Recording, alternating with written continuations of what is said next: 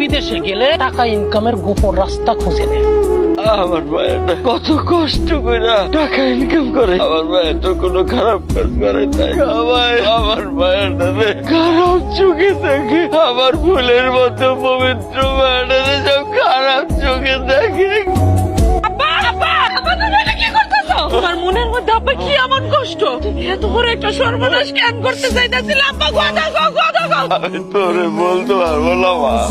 ভাই আপনারা তো বলছিলেন ছবি দেখে মায়ের পছন্দ করছে, তাহলে আপনারা আইসা পড়েন, আমি এখানে কাজের ব্যবস্থা করতেছি। কি কইলেন যে মায়ের বিদেশে টাকা ইনকাম করতে যায়?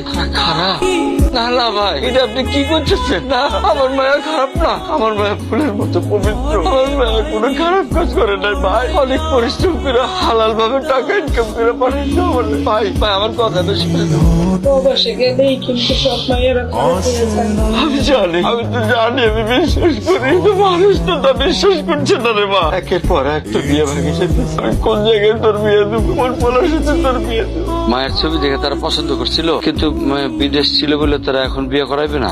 হ্যালো হ্যালো বাবা নীরব, কি ঘটাইছে? হিরে নীরব, জয়নালের এইরকম হারাম ইনকাম করা মাইয়া আমার বাড়িতে, আর ও এরকম বসে চাইছে কেন? মা জেরিনরে আমি বিয়ে করছি। কি কি কইলি তুই? মা তুমি যা শুনছো ঠিকই শুনছো, আমি জেরিনরে বিয়ে করছি। জেরিন আমার বিবাহিত স্ত্রী। তুই এরকম হারাম ইনকাম করা মাইয়ারে বিয়ে করে নিয়ে আইছ, তোর রুচিতে বাঁধলো না? বিদেশে যায় তো সব মেয়েরা হারাম পথে টাকা ইনকাম করে না, কিছু কিছু মাইয়া আছে জেরিনের মতো যারা রাত দিন পরিশ্রম করে তারপর টাকা ইনকাম করে। চুপ কর হারামজাদা, আমার সামনে খাড়াই এই জঘন্য মাইয়ার উকালে তুই আমার সামনে করবি না। এই মাইয়ার আমি কোনোদিন আমার পুত্রবধূ হিসেবে আমি মাইনা নিমু না। জেরিন এখন আমগো পরিবারের সম্মান, ওই নিয়ে আজে বাজে কথা বইলো না। ও আমগো পরিবারের সম্মান না, ও হইছে আমার পরিবারের মান সম্মান সব ভুলাই মিশাই দিতে। তোর একটাবারও চিন্তা হলো না যে এই মাইয়ার লেগে এখন আমরা সমাজে মুখ দেখাইতে পারব না?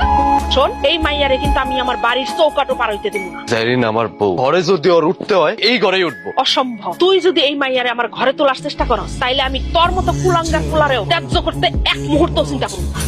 মা তুমি এই কথাটা কইতে পারলা? তুই এক্ষুনি এই মাইয়ার ধ্যান থেকে তুই লাঞ্চ ধ্যানে রাখা।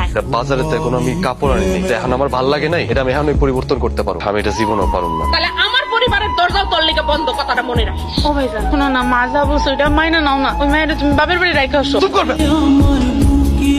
কোনদিন যদি এরকম কথা শুনছি না, একদম থাপড়ে দাঁতটা ফেলাই।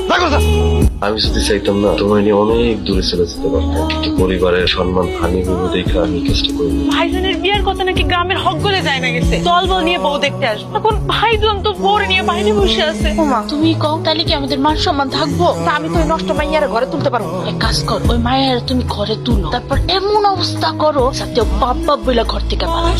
তোমার আসপরটা দেখে আমার পাও থেকে মাথা পর্যন্ত আগুন